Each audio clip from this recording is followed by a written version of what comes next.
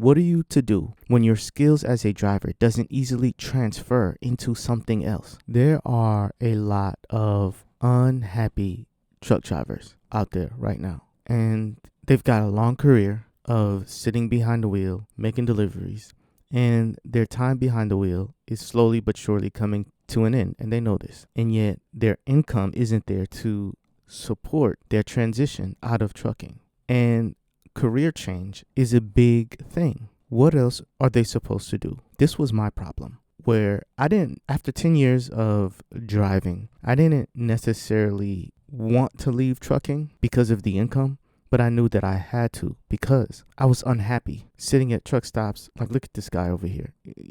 This is AI generated image, but he has a family. I have a family. We all have families. We want to be at home, and we commit ourselves, commit our health, commit our life, commit our time, all of this for a check, and we sacrifice so much. And when we want to leave and transition into something else, that's a huge stressor. It's a huge problem. What are you to do when your skills as a driver doesn't easily transfer into something else? If you don't want to be a truck driver anymore, or if you have to leave the trucking industry, that is a huge question. That is a huge problem. And I was amongst the ones that, I decided, man, technology is coming to replace us anyways. My income as a driver is going down year over year. I'm doing basically the same thing, but my income is going down, and it's not gonna get any easier. And the moment autonomous self-driving vehicles come in here, I'll be basically babysitting a wheel. I've been on Indeed, and I'm looking at these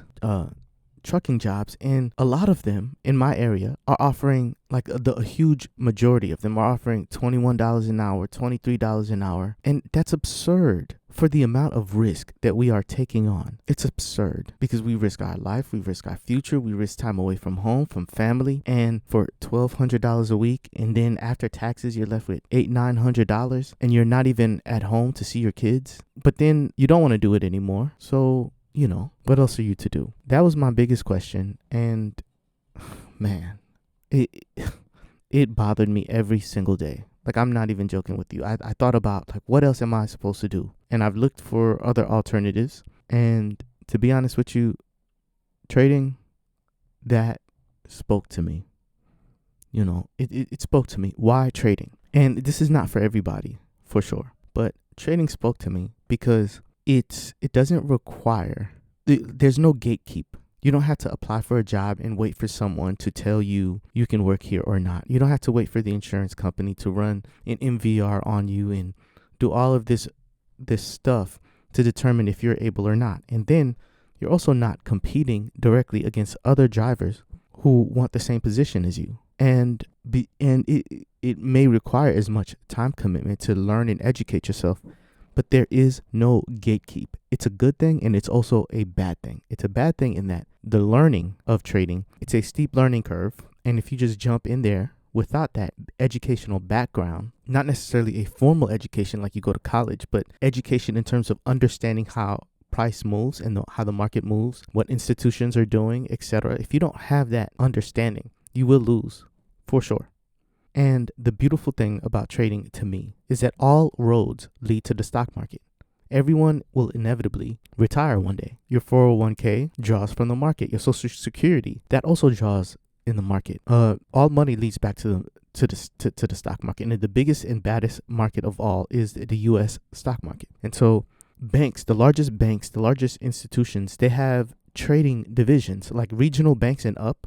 There are local banks that they're not that big. They only have one branch or so. But any bank that is large enough to cover a region, they have a trading division. And so all money leads back to the market. That's where they park money because of all the new money that's being created. Slowly and surely floats stocks upwards. This is the upward drift that you may have heard of. But anyways, no matter what, you have to learn the market. And if you don't know by the time you retire, that means you're going to give your money to a quote unquote professional who's just going to do what you should have learned to do on your own anyways, which is park your money in an ETF or some type of mutual fund.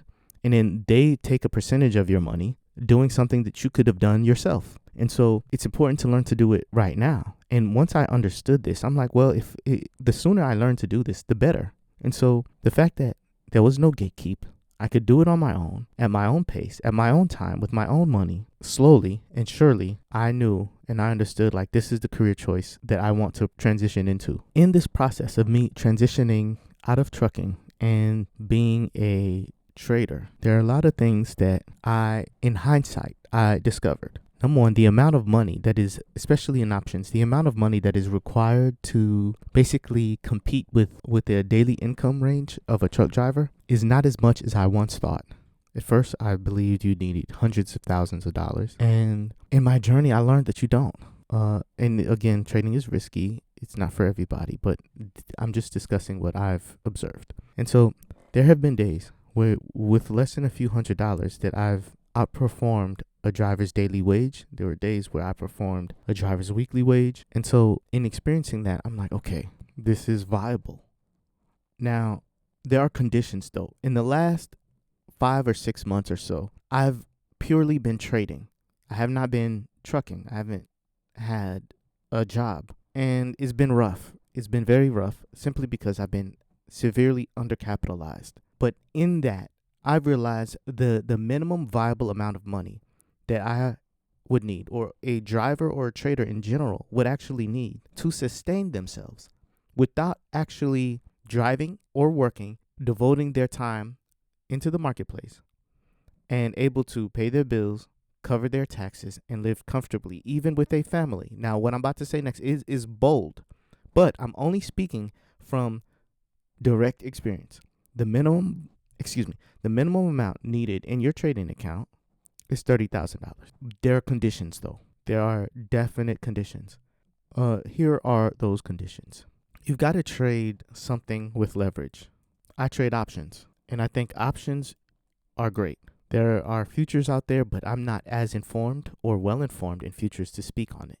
But options specifically, I can speak on options because I understand it intuitively, deeply. And so with less than $30,000, like I've been literally scraping by, like on the verge of, bankruptcy. And, in a lot of ways I am bankrupt. But what I mean is with less than $1,000, I've been able to basically not necessarily cover my bills. I can't really cover my bills with less than $1,000, but like the basics of like getting gas in my car, buying food, like the bare bone basics. It's like I've just been scraping by, and because I had less than $30,000, less than $1,000 essentially, it made it very difficult to grow my account because I was constantly drawing from it. But I believe, and this is why I'm saying that with $30,000, trading the way that I trade is very possible. Now, here's the other thing with options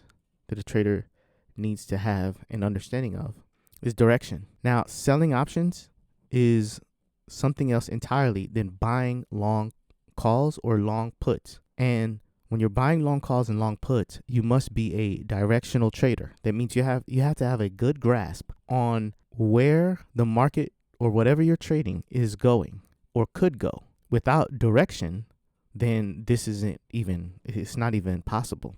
So you need to be directionally trained, educated. That's important. The last bit is I'm going to say risk. You need to have a deep understanding of risk in terms of money. And risk is simply boils down to size. So you have to be able to not only have enough money in your trading account, you need to be trading leverage. That means you're punching harder than your weight class or higher than your weight class. That means you make more for less, or you make more with less. You're trading something with leverage, options. You must be directional. Because that's where you get the max amount of convexity in your favor, max amount of gains in your favor when you are correct. And then risk, size. That means you don't put your entire account in any single trade. And it's not necessarily you have a percentage amount of your account that you need to risk per trade, because you have to be able to dynamically change your sizes according to the opportunity. And the other thing, especially with options and the market in general, the market dynamically changes your size anyways. So today, an example is like, let's say today you're trading a stock and it's $500 and then it goes up overnight. The next day you wake up to trade it and it goes up like, let's say 10%. Now it's $550. The market has just dynamically changed the size on you. And so you must also be aware of that and dynamically change your size. In options, implied volatility alters every day and intraday. While you're in the trade, the volatility might spike. And so being aware and very cognizant of size, the dynamic of size is very, very important. Now, the other thing I have to add about size in trading is that if you control your size in trading, you can be confidently wrong. I'm going to repeat that again. If you can control your size effectively in trading, you can be confidently wrong. And trading is not even about being right, because no one is right all the time. It's just not possible to be right all the time. It's just not possible. It's a fool's errand to even try to be right all the time. If you control your size in trading, you can be confidently wrong. The reason being is, especially the way that I trade with leverage. So that means I don't have to use big size. I trade directionally so that when I'm right, my winners are way larger than my losses. And with size, you can be confidently wrong knowing that no one trade could actually literally take you out. And two, when you are correct, all the little losses that you occurred will be wiped out because your winners are significantly larger than your losers. And therefore, you can be confidently wrong. And confidence is so important. And with all the factors that I listed, the money, $30,000 in the trading account, the leverage, trading options, being directional, and controlling your size, because that's your only defense in trading. Size. That is your only defense. Or it's not, no, I'm sorry. It is not your only defense, but it is your predominant defense in trading and investing. Size. And so if you have all of those four factors, you can be confident that you can make a living. Or I'm sorry, let me rephrase. I am confident that I would be able to make a living forever, never working for anyone or doing anything else other than trading and investing, because those four factors are everything in the last few months of me doing this. And there will be people, other truck drivers, other traders who may not agree, but that's neither here nor there, because there's 1,000,001 ways to skim a cat. And your time in the market is your own personal experience, your own observations on what could be done and what can't be done. That is in your own observations. There are people out there with significantly more capital than I have who don't perceive the market the way that I do. We could be looking at the same chart and they see something totally different. Such is life. There are drivers out there who think trucking is an incredible opportunity, and it is for them. And they're willing to chain themselves to a rig for the rest of their life at the sacrifice of their family, at the sacrifice of spending time with their family. And they do it well. They make a living from it. They're owner-operators, and good for them.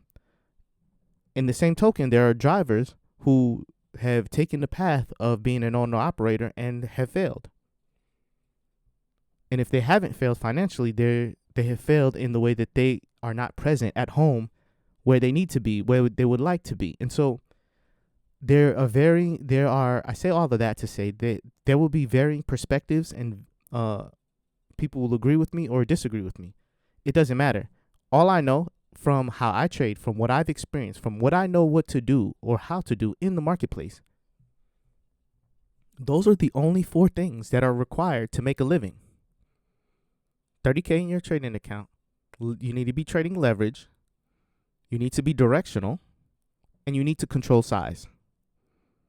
You need to have out of all four of these factors, the number one factor is size. That is it. That's the number one factor, and you can have the confidence to Be free and do what you want, when you want, with who you want, whenever you want. And I feel like that's the overarching message in what I'm trying to say here, because being behind the wheel, I was very unhappy. I was very, very unhappy. Being away from my family, just sad. Like, I just want to be at home with my son. Not necessarily. So I have to say this. There's a difference between a person who is lazy and a person who just wants a change. And I used to run hard. I'm talking about from East Coast to West Coast on a team truck. The truck never shut off. Even when we was fueling, we were just running hard, racking up the pay. And I've done all of that.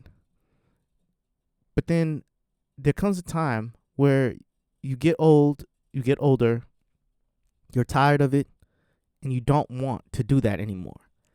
And the way that society is, a person who has a salt of the earth type of person, who have committed themselves to do the work that others are unable or unwilling, there is no easy transition for people like us.